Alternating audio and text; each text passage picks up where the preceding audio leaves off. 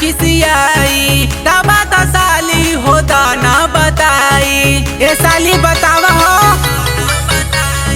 बाते बाते पर चालू खिसियाई दामाद साली हो दाना बताई छोटी हमारो के रख दाना मन हो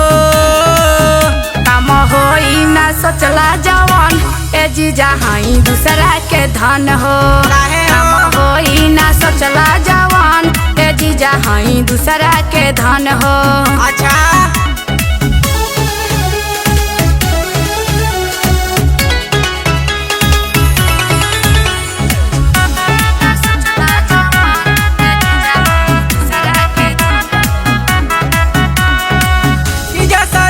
कुछ अलग होला बात हो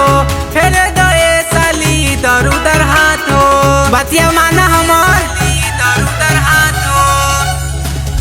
काहे डाला तारा जीजा हो गलत नजर रउआ बूझी न जीजा जी बात हम अब हो जाना साली मगन हो अरे हो जाना काम होई ना सोचला जवान ए जीजा हाई दूसरा के धन हो काम होई ना सोचला जवान ए जीजा हाई दूसरा के धन हो।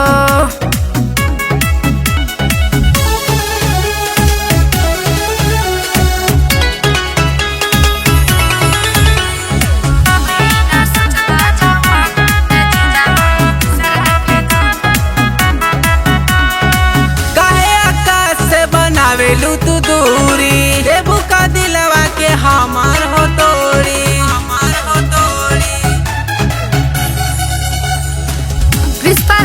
करना कर बरियारी जनी न बांध हो हमके अकवारी कानी बाते के कारण गजन हो काम होई ना सोचला जवान ए जीजा हाई दूसरा के धन हो काम होई ना सोचला जवान ए जीजा हाई दूसरा के धन हो हमर तू हो जा